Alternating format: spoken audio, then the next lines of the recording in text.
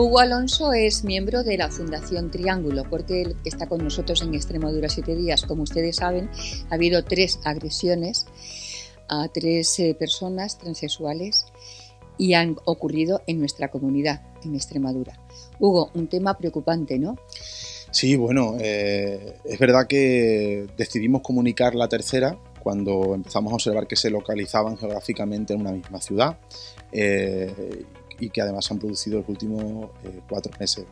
Ha habido 2 en mayo, el 21 y el 27, si no recuerdo mal la fecha, y la última que se produce hace solo unos días, ¿no?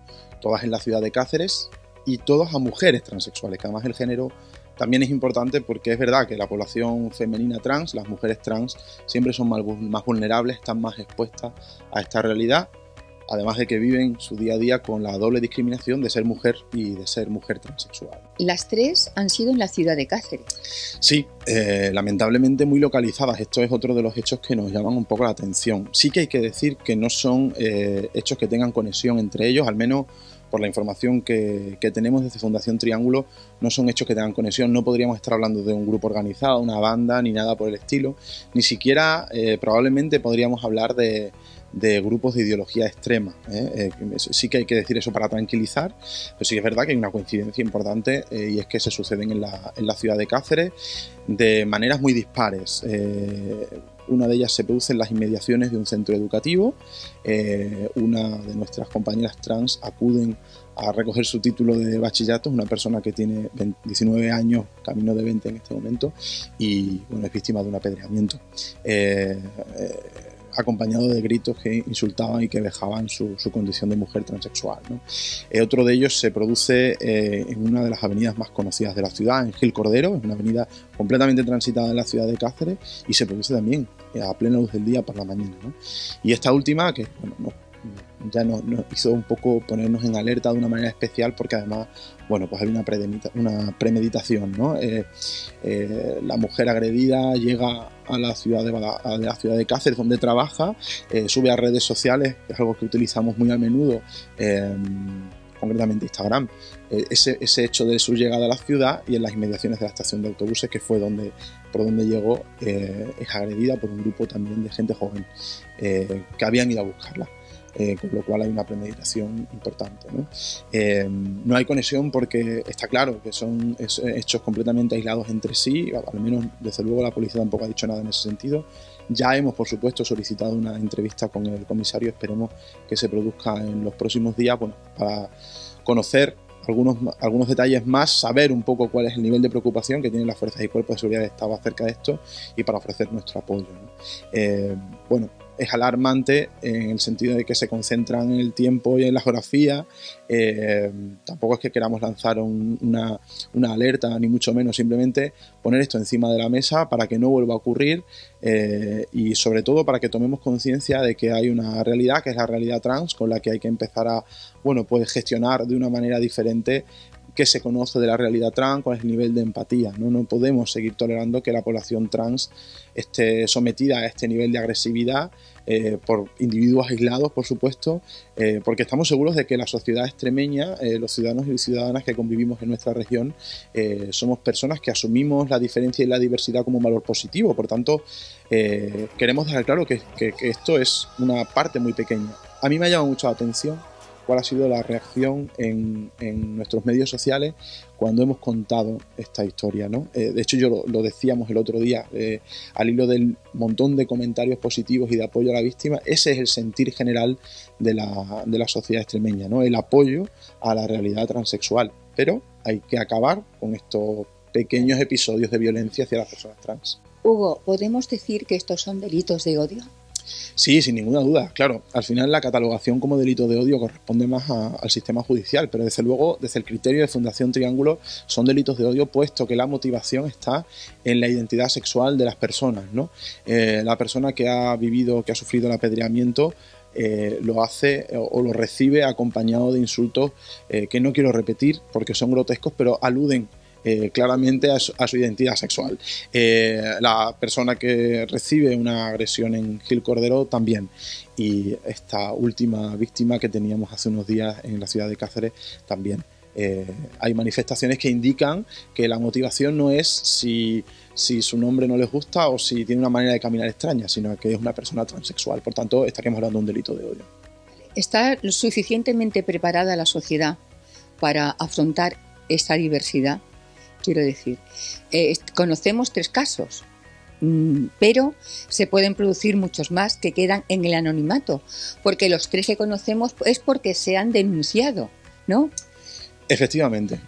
Uno de los grandes problemas a la hora de gestionar este tipo de situaciones y de gestionar también emocionalmente es el sentimiento de víctima, ¿no?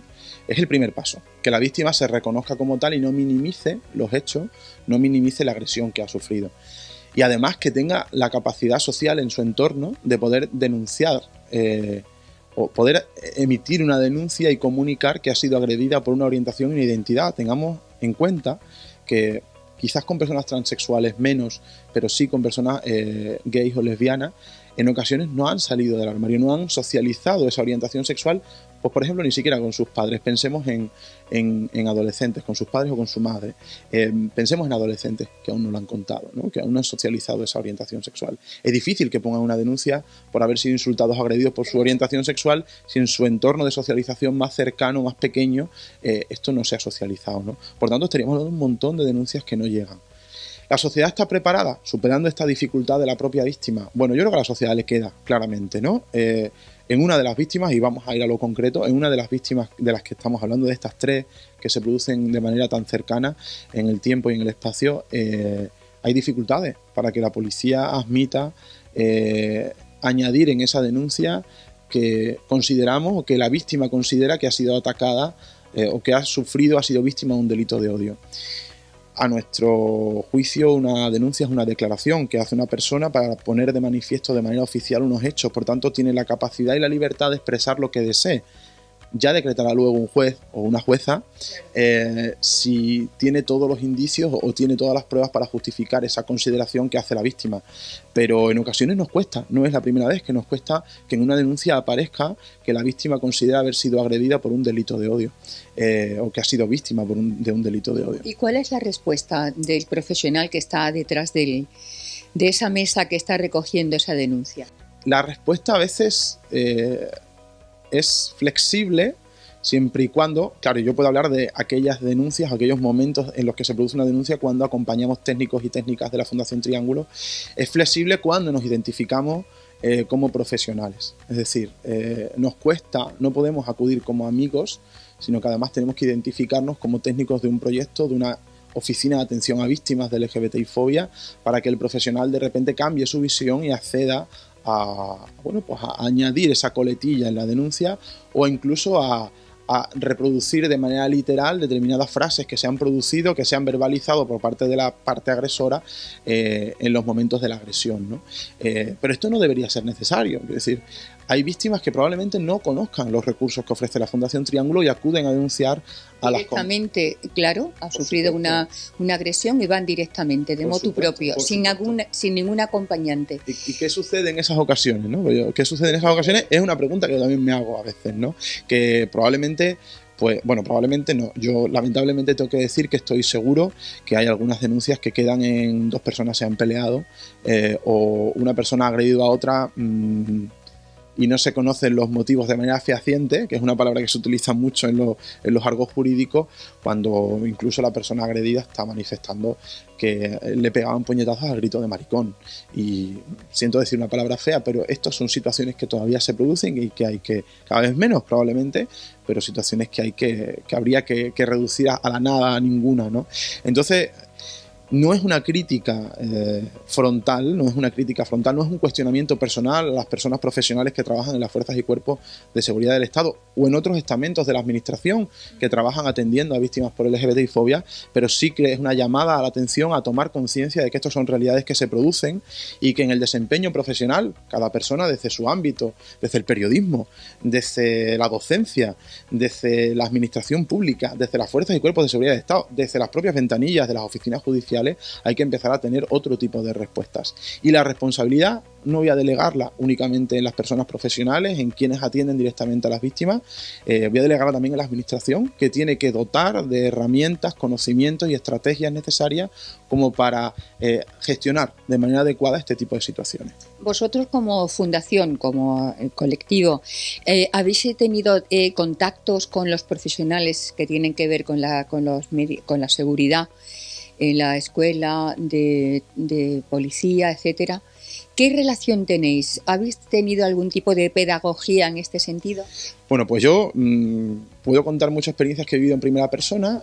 Fundación Triángulo ha trabajado en algunas ocasiones con la Escuela de Seguridad Pública de Extremadura, que es como se llama, que está en la ciudad de Badajoz, donde se forman todas las nuevas promociones de profesionales de la seguridad pública a nivel local de todos los municipios de la región.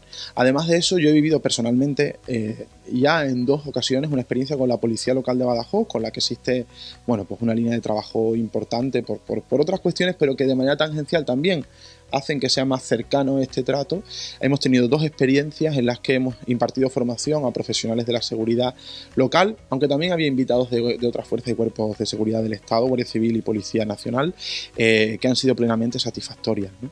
No es que tengamos que darle una clase de cómo es una persona lesbiana o cómo es una persona transexual. Nuestra intención nunca es aleccionar, sino hacer reflexionar, porque realmente las profesionales y los profesionales de la seguridad son ellos y ellas, y nosotros no lo somos.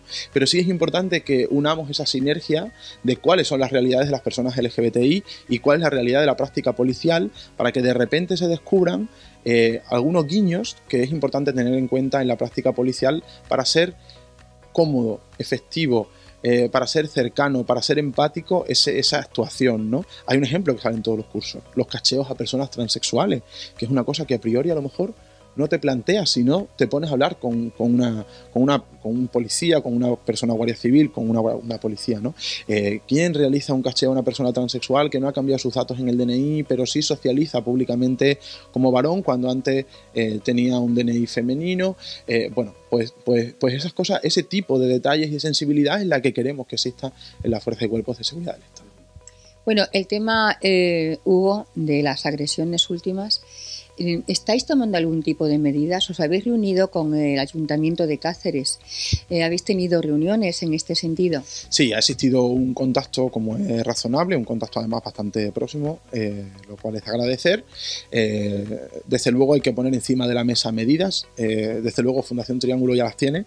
Creo que a medio plazo... ¿Qué queréis? ¿Qué medidas tenéis? No tenemos medidas concretas, no podemos detallar medidas concretas porque esto ha sido hace días y prácticamente estamos gestionando el día después aún, ¿no?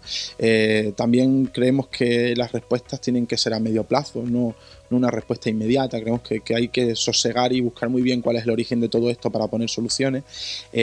Fundamentalmente queremos que no existan agresiones. Ese sería evidentemente el objetivo a grandes rasgos, ¿no? Fundación Triángulo lleva 2 años y medio, porque no es la primera vez que sucede en Cáceres, hechos que no tienen conexión pero que se producen en espacios de tiempo corto, y hace alrededor de 2 años que venimos trabajando de una manera muy intensa en la ciudad. Fundación Triángulo Extremadura tiene sede en Cáceres, Mérida y Badajoz, también tiene un punto de atención en Plasencia, y en Cáceres concretamente hay un punto estable con una persona trabajando a jornada completa, un técnico de la casa, que además tiene refuerzos puntuales para algunos programas que se ejecutan allí. Por lo tanto, la intención de trabajar, hay un crecimiento muy importante de usuarios en la medida en la que tenemos un punto muy estable de trabajo allí desde hace 2 años, y bueno, pues lo que queremos es seguir ahondando, ¿no? Seguir profundizando. Bueno, Cáceres, ¿qué os ha dicho? El Ayuntamiento de Cáceres. Cáceres nos ha dicho que le parece importante, desde luego, nuestra presencia, que agradece pues que estemos del lado de la víctima, ¿no? Porque probablemente podamos ser la parte más cercana. Es cierto que la víctima está en un momento de mucho descanso, tiene esa necesidad, y por eso, pues, ni siquiera ha trascendido su nombre. Una de nuestras primeras tareas con ella fue asegurarle que si hacía mucha difusión, incluso en redes sociales, iba a ser localizada muy pronto. Ella no quiere atender a medios. Si el día de mañana quiere hacerlo, por supuesto que seremos los primeros en facilitar que pueda contar su experiencia, que también nos parece positivo porque también es una manera de sensibilizar, aunque a priori es siempre dura para la víctima. Y Cáceres, bueno, pues nos pide que trabajemos más, y ahí estamos viendo cómo puede hacerse. ¿Qué es lo que no hay que hacer cuando tú sufres una agresión de violencia de odio? Sí, bueno, fundamentalmente, a ver, Fundación Triángulo Extremadura tiene desde hace 1 año y medio, casi 2 años diría yo, ahora va a hacer 2 años en noviembre, tiene una oficina de atención a víctimas de LGBTI-fobia, con varias intenciones, ¿no? En primer lugar, prestar apoyo psicológico y jurídico en caso de que fuera necesario a las personas que han sufrido o que han sido víctimas de una agresión motivada por un delito de odio como es la LGBTI-fobia. Y en segundo lugar, acompañar el proceso de la puesta de una denuncia, ¿no? Yo creo que es importante que la denuncia no es necesario ponerla de manera inmediata, no es necesario que se produzca en las siguientes 8 horas a la agresión, sino que, bueno, se produzca de una manera relativamente cercana, pero no inmediata, ¿no? ¿Por qué? Porque hay que reflexionar muy bien cómo se trasladan los datos y cuáles son las acciones. Yo siempre recomendamos no comunicar a través de redes sociales, al menos en esos momentos iniciales, porque a veces se puede llegar a cometer errores dando detalles que son exclusivos para la policía, ¿no? Es importante que tengamos en cuenta que se trata, si tiene que haber una labor de identificación, esta labor de identificación corresponde a las fuerzas y cuerpos de seguridad del Estado y nunca corresponden como ciudadanos y ciudadanas a nuestra... Aunque sepas quién te ha agredido, aunque lo sepas, te debes de callar, ¿no? Aunque tengas nombre, apellidos y número de teléfono, es preferible guardar esos datos porque además esos datos no deben comunicarse públicamente, es una cuestión de protección de datos que puede generarnos segundas denuncias a posteriori, lo cual hay que intentar ser cuidadosa con esto. Por eso siempre recomendamos, bueno, pues Fundación Triángulo, no voy a decir que tengamos un servicio 24/7, pero es cierto que los teléfonos sí que se atienden de alguna manera en fin de semana, es fácil escribirnos un mensaje privado por redes sociales, me ha sucedido esto, cómo doy los pasos. Por nuestra parte acompañamos incluso de manera presencial si es necesario a centros sanitarios, si es necesario acudir a la policía, que suele ser necesario, o incluso estudiar en qué términos se pone esa denuncia a través del gabinete jurídico que por suerte podemos ofrecer, ¿no? Entonces sí que es importante quizás no hacer las cosas en caliente, darse un par de horas o 5 o 7, las que cada una necesite para reflexionar muy bien cómo se hace ese proceso de denuncia y qué es lo razonable en cada momento. Otra cuestión que nosotros también apoyamos es la gestión de medios de comunicación, que a veces también es muy importante, ¿no? Si la víctima está en condiciones o no de atender a medios de comunicación, si lo desea, porque bueno, pues vivimos en una sociedad donde la comunicación fluye y esto quizás es algo positivo que hemos ganado por los años, pero a veces una excesiva exposición a los medios en un momento inicial no nos beneficia en nuestro estado emocional. Por eso es interesante medirlo y que haya alguien que tenga cierta experiencia, como es el caso, tengo que decirlo, de Fundación Triángulo, en la gestión de esas situaciones para poder hacerlo de una manera que no te resulte invasiva, que no sufras también por una excesiva exposición a los medios de comunicación. Hugo, ¿podemos decir que queda mucho camino por hacer? No, no tenemos que decir que queda mucho camino por hacer. Se está haciendo, se está trabajando, quiero decirte, la pregunta es, ¿tú crees realmente que la sociedad está concienciada para todo el movimiento LGTBI? Hablando muy en general, vamos a echar la vista atrás. Hace 10 años, y tú conoces los medios de comunicación mejor que yo y tienes mucha más trayectoria que yo en esto. Hace 10 años ningún medio de comunicación dedicaba el tiempo que tú y yo estamos dedicando en un medio de comunicación a hablar de esta realidad. Por tanto, se ha avanzado mucho, no cabe duda. Cuando hay una agresión siempre tenemos la sensación de que estamos dando un paso atrás. En el fondo sí que lo estamos dando. Con cada agresión estamos dando un pequeño paso atrás. Pero hay tantos pasos en positivo. Mira, te voy a contar. Ayer por la tarde nos llama una persona que nos conoce desde hace muchos años, que nos conoce en su labor de docente y que siempre ha sido cómplice y ha estado convencida de que teníamos que acudir a los centros educativos a sensibilizar. Y nos llamó, me estoy emocionando incluso, nos llamó para contarnos que su hijo es transexual y que hasta ahora siempre lo había conocido como una mujer. Nos lo contó con una sensibilidad, con un cariño, con un tono positivo, que si la sociedad no hubiera avanzado nadie sería capaz de tener, ¿no? Ante una noticia que en el fondo a un padre puede llegar a preocuparle, ¿no? Es por eso que la sociedad está avanzando, porque a día de hoy hemos conseguido que las transmisiones de esta información tan íntima de los hijos a los padres, incluso en ocasiones de los padres a los hijos, también hay que decirlo, no sean un drama, una situación caótica.